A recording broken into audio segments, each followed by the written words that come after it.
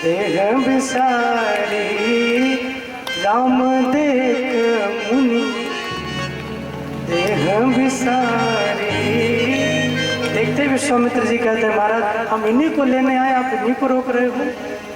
तो ठीक है, कभी आनंद देंगे राम जी तो फिर आपको 9 दिन का आनंद दिलाएंगे, राम कथा में बड़ा आनंद आएगा। अब यहाँ ध्यान दीजिए,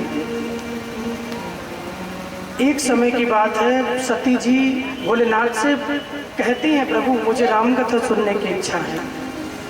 भोलेनाथ ने अपने मन में सोचा सुना तो मैं भी दूंगा, लेकिन अब अपने ही घर का व्यक्ति कोई ज्ञान बांटे तो कोई लेना नहीं चाहता। पिताजी बेटे को कितना ज्ञान देते हैं, लेता ही नहीं है। पड़ोसी वही ज्ञान देते, हाँ अंकल जी you are right my dear, एकदम सही कह रहे हो, एकदम परफेक्ट कह रहे हो, यू आर राइट। पिताजी समझा समझा के थक गए, नहीं माना। अंकल जी समझाए, पड़ोसी छठ मान गया। अपना कोई घर का व्यक्ति ज्ञान दे तो कोई नहीं लेता महाराज। क्यों? क्योंकि उसके साथ बड़े हुए हैं, खेले हैं, तो वो अवस्थाएं समझ में नहीं आती, फिर वो कंडीशन। यहाँ वही बात हुई तो भोलेनाथ कहते हैं चलो कुंभज ऋषि के यहाँ चलते हैं और वो तुम्हें कथा श्रवण करेंगे और हम भी तुम्हारे ही साथ कथा को श्रवण कर लेंगे। अब कल के कथा प्रश्न जो मैंने कल के कथा में प्रश्न किया था, बहुत सुंदर उत्तर हमारे तिवारी जी ने दिया था, उनको पुस्तक भी नाम में मिली थी भजन की मेरी जो है। एक प्रश्न यहाँ पे है इसी चौपाई में, इसी कथा में, कुंभज ऋषि कौन है? जो बहुत ज्यादा एजेड होंगे आप लोग बताइएगा, जो कथा से जुड़े होंगे। जो कथा से नहीं जुड़े हैं, जो श्रवण करने वाले आते हैं, आप में से कोई बताए हाथ उठाकर कुंभज ऋषि कौन है? आज की कथा का यही प्रश्न है, और जो बताएगा उसे ये सुंदर सी भजन की पुस्तक मिलेगी, जो भी बताएगा। वैसे इसकी कीमत 20 रुपए है, आप जो भी चाहेंगे ले सकते हैं। आरती के बाद मंच से बहुत सुंदर सुंदर भजन है, लेकिन जो बताएगा उसे हम इनाम में देंगे। हाँ खड़े हो जाइए, कोई बात नहीं। क्या नाम है आपका? गुप्ता जी, बहुत सुंदर। क्या कौन थे? अरे वाह, बहुत सुंदर। इनके लिए एक बार जोरदार ताली बजाइए। ऐसे युवा अगर खड़े होकर इस प्रकार का उत्तर देते हैं, धीरे मत बजाइए, अरे आप बजाएंगे जोर से तो कल को कोई और खड़ा होगा। अभी 40+ में कोई खड़ा, फिर मैं चाहता हूँ 30+ में, फिर 20 में, फिर कोई 10 साल का बच्चा बताए। वरना तो लोगों को ये नहीं पता। हम कहीं कथा सुनाने गए, राम कथा चिलबिला प्रतापगढ़ में श्री राम स्वीट हाउस वालों के यहाँ हो रही थी। वहाँ पे एक बच्चा उनका हमसे पूछने लगा, उनका नाती, महाराज जी राम कौन थे, कृष्ण कौन थे? तो तुमको राम 9 दिन राम कथा सुने तो यही नहीं पता चलो राम कौन थे? तो कबो नहीं पता चले राम कौन है, यही तो नहीं पता चलो राम कौन है। तो बहुत सुंदर, इनके लिए जोरदार ताली आपने बजाई, धन्यवाद। एक पुस्तक आपके लिए इनाम है, आप यहाँ गुप्ता जी ले लीजिएगा आकर। बहुत बहुत आपको धन्यवाद। अगस्त जी को कुंभज ऋषि कहते हैं, बहुत प्यारा उत्तर इन्होंने दिया है। अगस्त जी के आश्रम पे पहुँचे हैं, और अगस्त जी के आश्रम पे जब पहुँचे, नित्य 1 या 2 प्रश्न में करता हूँ कथा में, जैसा मैंने पहले दिन कहा था। किसी दिन 1 या 2 जो भी बन गया, और बहुत कठिन भी नहीं करता। जो सुनाते हैं कथा उसी में से आपको करते हैं कि आप बता दो अच्छे से। तो एक बाकी है, फिर देखेंगे समय मिला तो।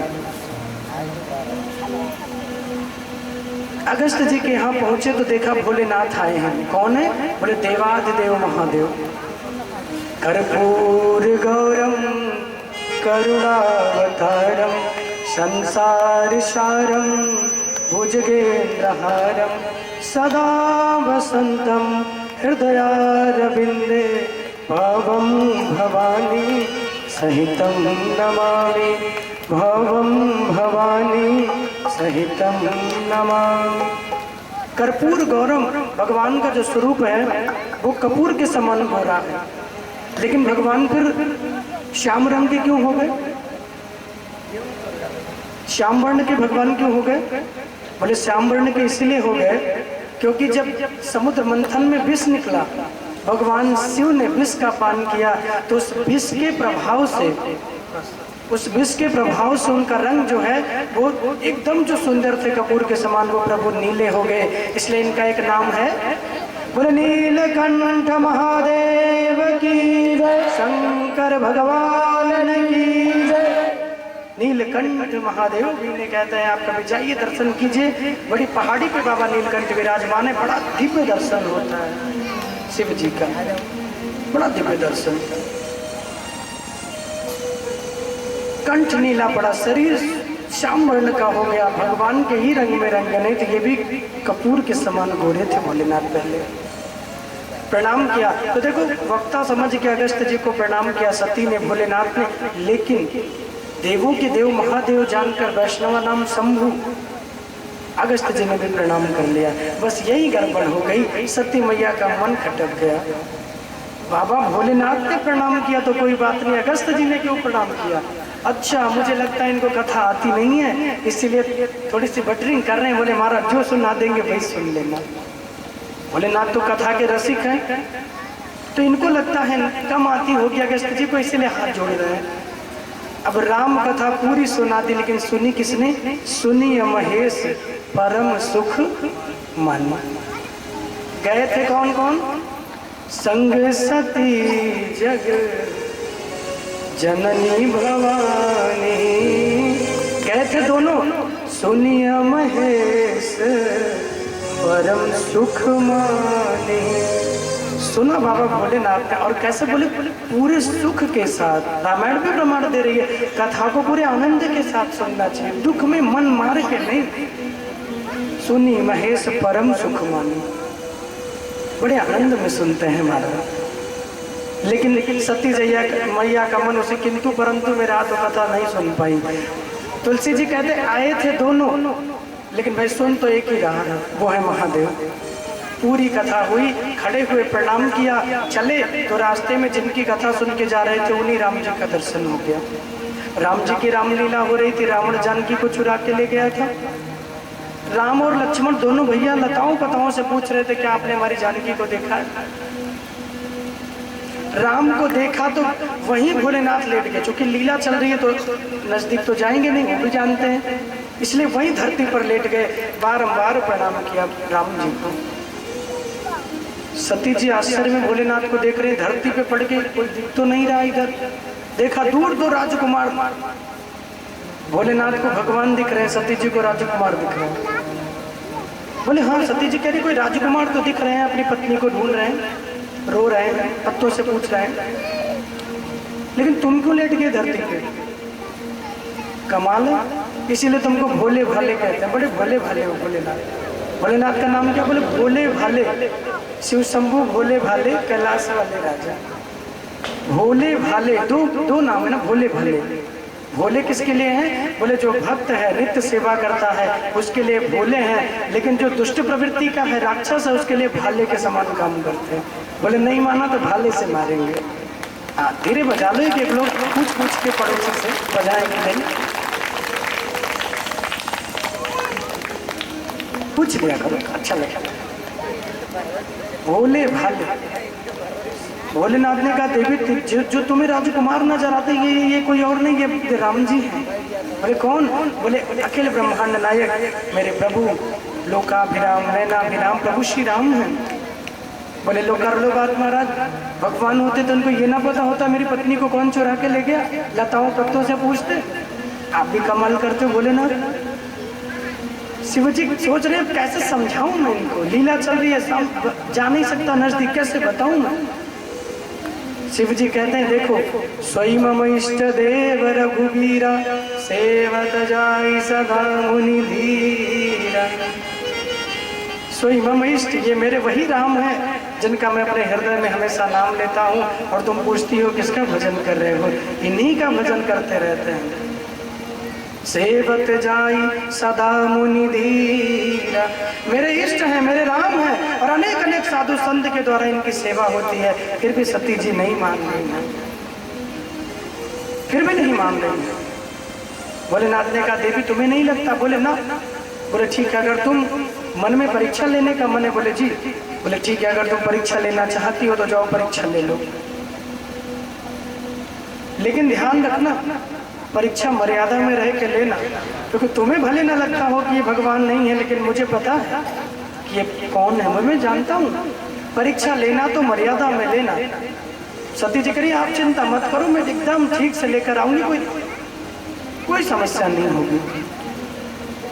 जो तुम्हारे मन यस संदेह तो किन जाई परीक्षा ले। मन में संदेह है, बोले जी, बोले परीक्षा ले लीजिए। चल पड़ी है और वेश क्या बनाया, बोले जिन जानकी को रावण चुरा के ले गया उन्हीं ने माता सीता का वेश बना लिया।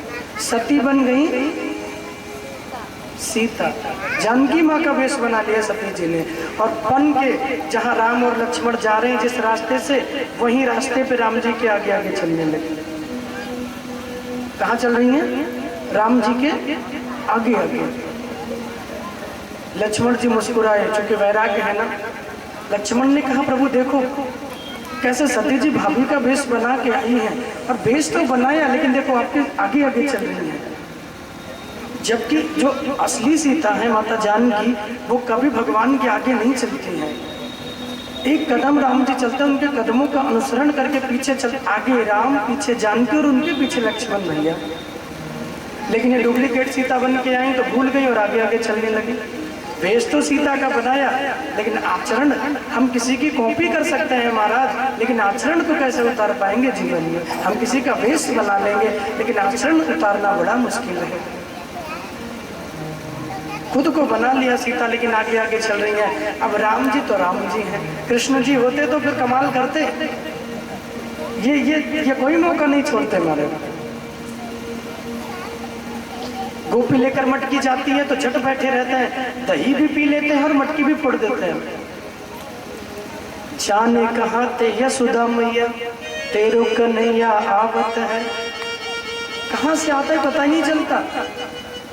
मेरी मटकी फोड़ देता है, क्या बताऊं, दूध दही सब नष्ट कर देता है। आप खाए ग्वालन को खिलाए, अरे खुद खा ले तो चलो एक आध मटकी का माखन दे दूं खा ले, या के साथ जो याती लंबी टोली आवत है ना तो वो तो पूरा ही माखन हजम कर दे।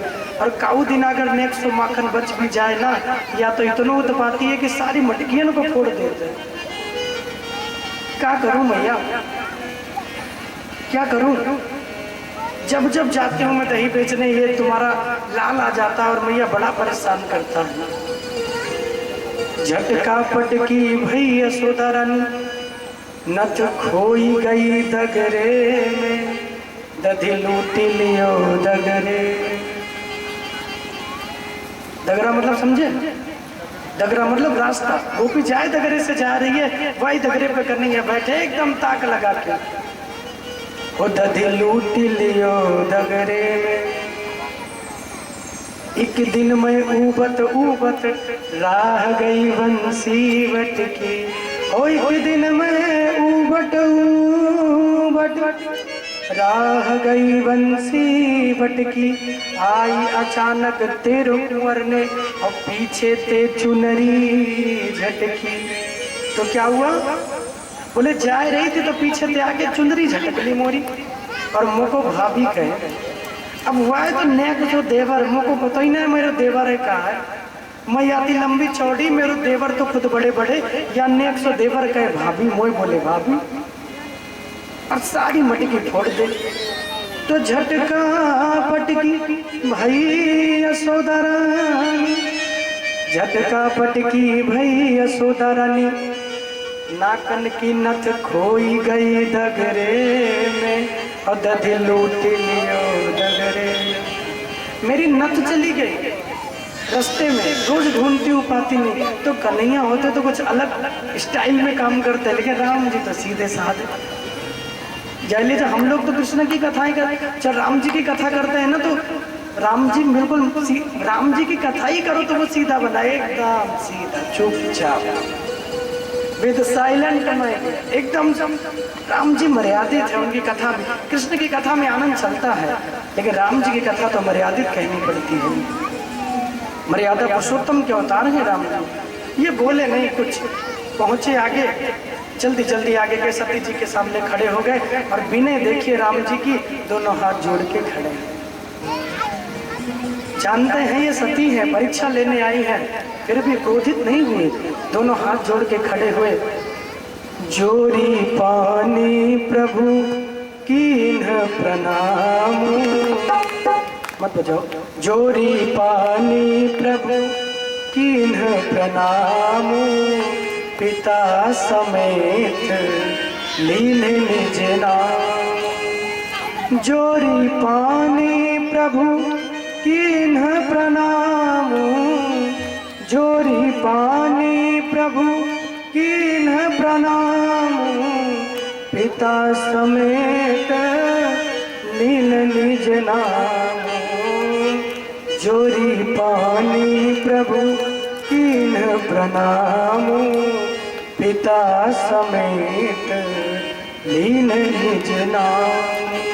दोनों हाथ जोड़ा राम जी ने और सती जी का नाम नहीं लिया, सती के पिताजी का नाम लेके इनका नाम लिया, अपना परिचय दिया।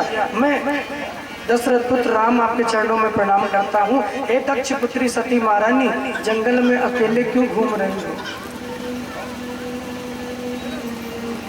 विपिन अकेले फिरहि केहि हेतु, अकेले किस कारण से वन में घूम रही हो? शास्त्र कहते हैं कि स्त्रियों को विवाह के बाद बिना पति की आज्ञा के कहीं नहीं जाना चाहिए, वो भी अकेले भी। और तुम इस घने जंगल में अकेले घूम रही हो, भोलेनाथ को कहाँ छोड़ दिया? आजकल लड़ाई चल रही है क्या तुम दोनों की? अरे बोले नहीं नहीं, लड़ाई तो बिल्कुल नहीं है, एकदम माने हैं प्रभु, माने हैं तो अकेले क्यों छोड़ दिया? लाना चाहिए था। सती जी का बोले नाम सती का लिया। सती कह रही मैं तो जिनको राजकुमार समझ के सोचा सीता देखेंगे अभी मुझसे लिपट जाएंगे, मैं प्रकट होकर भोलेनाथ से कह देंगे कि देखो यही है तुम्हारे ईश्वर, यही तुम्हारे स्वयं इष्ट देव रघुवीर, सेवत जाई सदा मुनि धीरा। लेकिन यहाँ तो हो गया उल्टा, एकदम उल्टा हो गया महाराज। और जब उल्टा हुआ तो क्या कहते हैं, कुछ बोले नहीं, प्रणाम ही करते सती मैया चुप हो गई। नयन मूंद बैठी, नेत्र बंद करके बैठी हैं, जैसे खोला है तो हर तरफ राम लक्ष्मण सीता नजर आ रहे हैं, ऊपर नीचे दाएं बाएं जहां देख रही हैं वही राम लक्ष्मण सीता तीनों का दर्शन हो रहा है। बोले रघुनंदन सरकार की जय, अयोध्या धाम की जय। जहां देखें तहां प्रभु आसीना, सेवत सिद्ध मुनीस प्रवीण। अब क्या देख रही हैं, अनेक अनेक साधु संत महात्मा सेवा कर रहे हैं और सीता जी भी खड़ी हैं। अब तक तो सीता जी थी नहीं, अब कहाँ से आ गई? तो 2 थे, 3 कहाँ से प्रकट हो गए महाराज? ये तो बड़ी प्रॉब्लम हो गई, अब क्या करें? चुपचाप जहाँ से निकली हैं भोलेनाथ वहीं बैठे हैं वट वृक्ष के नीचे। कहा था आओगी तो तुम्हें यहीं मिलूंगा। अस कहे जपन लगे शिव नामा, गई सती जहाँ प्रभु सुख धामा। वहीं बैठे थे, नाम जप रहे थे। ठीक है प्रभु, अब आप जो आपकी इच्छा होगी वही होगा। वही है वही जो राम रचि राखा, को करे तरक बढ़ा वही शाखा। वही होगा जो राम जी चाहते हैं। हम तो सोचे सती की इच्छा है तो जाकर परीक्षा ले लें। लौटी सती महारानी और लौट के देखा भोलेनाथ बैठे हैं, पूछा ले आई परीक्षा? सती का अपराध, पहला अपराध भगवान को भगवान नहीं माना, दूसरा अपराध सीता का वेश बनाया, तीसरा अपराध भगवान की परीक्षा ली। 3 बातें हैं, याद रखिएगा हमेशा। संसार में कोई हो तो उसकी समीक्षा करनी चाहिए।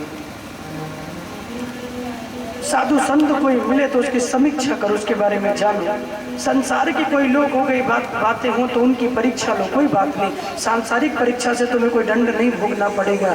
लेकिन जब भगवान मिले तो न समीक्षा और न परीक्षा, बोले भगवान की प्रतीक्षा करनी चाहिए, क्योंकि भगवान तो सिर्फ इंतजार से मिलते हैं। प्रतीक्षा करोगे तो भगवान तुम्हें मिलेंगे, इसमें दो राय नहीं है। किया उल्टा, जिनकी करनी चाहिए प्रतीक्षा उनकी की है परीक्षा। दुखी मन है, भोलेनाथ समझ गए, नेत्रों को बंद किया, पूछा कि ले आई? बोले नहीं, परीक्षा नहीं ली, झूठ बोल लिया, ये चौथा अपराध। परीक्षा नहीं ली तो गई क्यों थी? बोले महाराज अब आपने प्रणाम किया तो मैंने भी प्रणाम किया, बस प्रणाम किया। बोले आपने दूर से किया और मैंने नजदीक जाके प्रणाम किया और कुछ नहीं किया। भोलेनाथ कहते जितनी सीधी तो तुम नजर नहीं आती देवी जी, जितना सीधा तुम बता रही हो। या तो तुम इतनी सीधी बन रही हो या फिर तुम झूठ बोल रही हो। कई देवियां होती ना देखने में एकदम सीधी होती है महाराज जी, एकदम लगेगा कि जब नई नई बहू घर में आती है ना तो उसके मुंह में से आवाज ही नहीं होती है। एक 3-4 महीने 6 महीने जो भी कह दो जी सिर्फ वो जी कहते हैं, हाँ जी, अच्छा जी जी, बहू ये भी काम कर लेना जी, ये भी कर लेना जी, ये भी कर लेना जी। और फिर जब 6 महीना 1 साल बीतता है, बोले फिर सिर्फ बहू बोलती है, घर में सब बैठ के सुनते हैं। फिर तो वही बोलती है हमारा, अब बहुएं हैं ना तो ताली नहीं बजेगी, पता है मुझे, बात तो की हो रही है। लेकिन आपकी बात नहीं, आप जाए कीजिए, क्योंकि अरे आप तो सब एकदम फेवरेट वाली बहू है जो अपने सासू की खूब सेवा करती है महाराज, एकदम पूछो मत, बिना चरण दबाई सोता नहीं है कोई, इतनी सेवा। तो आप तो सब साधु संत महात्मा हैं। ये बात उनकी हो रही है जो यहाँ नहीं आई है, वो ये सब करती है, जो आगे वो थोड़ी, वो तो प्रेमी है ना। क्या बोलना पड़ेगा? जोर से बोलना पड़ेगा प्यारे। सुखदेव जी कहते हैं, राजन तुमने देखा भगवान भोलेनाथ समझ गए, फिर कहते हैं ठीक है जैसी प्रभु की इच्छा, चल पड़े हैं। लेकिन मन ही मन सती का त्याग कर दिया। और जब सती का त्याग किया तो जैसे सती का त्याग किया है, पहुंचे कैलाश में जाकर बैठे, 87,000 साल बीत गया, भगवान समाधि से बाहर नहीं आए, इतने दुखी हो गए। सती जो कीन चरित सब जाना, कब? बोले जब शंकर देखे धरी ध्यान। जब देखा ध्यान रख के सब चरित्र समझ गए, दुखी हो गए, समाधि में चले गए। और समाधि से बाहर कब आए हैं? 87,000 साल बीत गया। रामायण कहती है वाणी से क्या निकला है? हो राम नाम शिव सुमिरन लागे, जाने हूँ सती जगतपति जागे, जाने हूँ सती जगतपति जागे, जाने हूँ सती जगतपति जागे। ओ राम नाम शिव, राम नाम शिव सुमिरन लागे, जाने हूँ सती जगतपति जागे, जाने हूँ सती जगतपति जागे। ओ राम नाम शिव सुमिरन लागे, जाने हूँ सती जगतपति जागे, राम नाम शिव सुमिरन सेवा कीजिए, जगतपति जागे। राम नाम शिव सुमिरन लागे, जाने हूँ सती जगतपति जागे, राम नाम शिव सुमिरन लागे, जाने हूँ सती जगतपति जागे। ओ राम नाम शिव, राम नाम शिव सुमिरन लागे, राम नाम शिव सुमिरन लागे, जाने हूँ सती जगतपति जागे, जाने हूँ सती जगतपति जागे, जाने हूँ सती जगतपति जागे, जगतपति जागे, जगतपति जागे, जगतपति जागे। राम नाम शिव सुमिरन लागे। समाधि लेते हैं भोलेनाथ तो राम जी का नाम लेकर, और छोड़ते भी हैं तो राम नाम से सुमिरते हुए नेत्र खोले हैं। सती जी पूछना चाहती हैं, कुछ नहीं बोले हैं, चुपचाप चल पड़े हैं। दक्ष को ब्रह्मा जी ने देवताओं का प्रजापति बनाया, उनकी सभा में भोलेनाथ का अपमान हुआ। अपमान भोलेनाथ का हुआ तो कुछ बोले नहीं, नंदी बोलना चाहे, शिव जी ने रोक दिया। क्यों अपमान हुआ? बोले भगवान शिव ने प्रणाम नहीं किया दक्ष को। और जो रामायण में चौपाई कही गई, नहीं को वस जन्मा जगमाही, प्रभुता पाई मदन आई। कोई ऐसा दुनिया में नहीं हुआ है जिसे संपत्ति मिल जाए, सुख मिल जाए, साधन मिल जाए, धन मिल जाए और उसको अहंकार अभिमान ना आए। और अगर ऐसा है, भगवान ने सब दिया है, अभिमान नहीं है, अहंकार नहीं है, तो समझना ठाकुर जी ने दोनों बाह पकड़ रखी है। अब इसमें कोई दो राय नहीं है। कृपा का नहीं आती हो तो अभिमान नहीं आता। अपना मानो मत, जो दिया है ये सब ईश्वर का है, हमें तो भोगना है, महाराज सिर्फ भोगना है, सिर्फ भोगना है। जो है वो सब ईश्वर का है, अपना कुछ है ही नहीं। पद मिला, सम्मान मिला तो अभिमानी हो गए। नारायण ने, ब्रह्मा ने प्रणाम नहीं किया तो मेरे पिता है, कोई बात नहीं, रचयिता है। लेकिन शिव रिश्ते में इसका ससुर मेरा दामाद भी लगता है, बेटी के साथ विवाह भी किया है मैंने, अरे मेरा तो भाग्य फूट गया, अपनी बेटी का विवाह इसके साथ किया मैंने। इसके पास तो एक घर तक नहीं है, आज तक एक घर नहीं है। मेरी बिटिया तो ऐसे ही रहती है रात दिन, चाहे ठंडी हो गर्मी हो बरसात। अब किसी ने पूछा महाराज पार्वती जी ने भोलेनाथ से विवाह क्यों किया, ना घर था ना कोई व्यवस्था थी, फिर क्यों किया? बोले कई कारण है। हमारे ब्रज में एक संत जी सुना रहे थे बहुत सुंदर। पार्वती जी ने इसीलिए विवाह भोलेनाथ से किया कि भोलेनाथ के पास कोई घर नहीं है, तो झाड़ू बहाड़ने की कोई टेंशन नहीं है, काम तो करना ही नहीं है हमारा, बिल्कुल काम माने 0/सन्नाटा। और बोले भगवान शिव कपड़े पहनते नहीं है, तो कपड़ा धुलने की कोई टेंशन नहीं। देवियों को सबसे ज्यादा टेंशन कपड़े धुलने में आती है, तो कपड़ा धुलना नहीं है। बिजली जाने का कोई गम नहीं है, क्योंकि चंद्रमा माथे पे विराजमान, 24 घंटा इन्वर्टर आने वाला, बिजली जाएगी नहीं, झंझट है नहीं, एकदम उजाला रहेगा। बोले पानी भरना, बोले पानी तो भरना ही नहीं है, जटाओं में ही गंगा बैठी है ना, जितना चाहो निकाल लो ना, तो पानी लाने की भी टेंशन नहीं। घर है नहीं तो फिर, और भोलेनाथ भोजन वोजन करते नहीं, चिता की भस्म लगाते, तो बनाने का भी टेंशन खत्म, खुद भी भजन करे ये भी करे। तो न बनाना, न साफ करना, न लाइट की चिंता, न पानी लाना, न कपड़े धुलना। इसीलिए सोचा ये परफेक्ट दूल्हा है, इन्हीं से कर लो, और किसी से करेंगे तो फिर भैया। किसी ने कहा भी उस समय जब लेने गए परीक्षा की कि गुण के घर तो नारायण है ना, शिव जी तो अवगुण के घर है, उनसे करो। पार्वती जी ने सोचा नहीं गड़बड़ हो जाएगा, बहुत काम करना पड़ेगा, ये सही है इन्हीं से कर लो। ये तो खैर उन संत जी की बात थी, ये मैं विनोद के लिए कह रहा हूँ।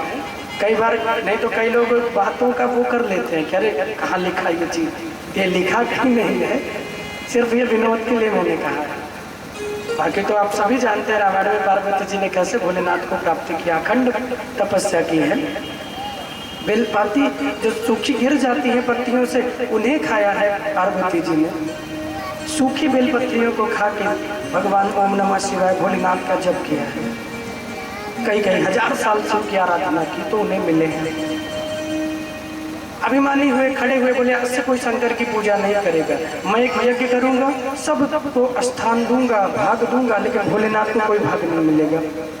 क्यों? सोच रहे मैं राजा हूं, अगर मैं नहीं दूंगा तो कल को कोई देवता भाग नहीं देगा। शिव के अपमान के लिए यज्ञ हो रही है। देखो यज्ञ सर्वे भवन्तु सुखिना, सबके कल्याण के लिए हो, तो भगवान भी उस यज्ञ को पूर्ण करने में अपनी मदद करते हैं, उस यज्ञ को पूर्ण करते हैं। और यज्ञ ही किसी के विनाश के लिए हो तो भगवान कहते ठीक है जैसे तुम्हारी इच्छा। वो यज्ञ कभी कंप्लीट नहीं होती। यज्ञ हो, पूजा पाठ हो, किसी के विनाश के लिए, किसी को दुख के लिए होगा तो वो कभी पूरा नहीं हो सकता, इसकी गारंटी है। प्रमाण में दक्ष के यज्ञ की देख लो दशा। भोलेनाथ तो चले गए उठकर वहां से, ठीक है, शिव को मानने वाले अवगढ़ हो जाएं, शैव संप्रदाय के हो जाएं, मदिरा चढ़ाई जाए, मांस चढ़ाया जाए, अब अच्छे न भच्चे करें। जबकि शिव जी तो ऐसे हैं ना, शिव पे अभच्छ भी चढ़ के भच्चे हो जाता है। इतने पवित्र देवता है, महादेव उन्हें कहते हैं, इसलिए देवों के देव महादेव। इतने पवित्र देवता हैं, इतने सुंदर हैं, इतने दयालु हैं, इतने करुणा के अवतार हैं भोलेनाथ। शिव का अपमान किया। अब देखो सब देवता कह रहे हैं जो शिव भगवान यज्ञ का फल देने वाले हैं, यज्ञ का फल देते हैं, उनका ही इतना बड़ा अपमान किया महाराज। कैसे यज्ञ पूरी होगी? यज्ञ हुआ कनखल हरिद्वार में, सब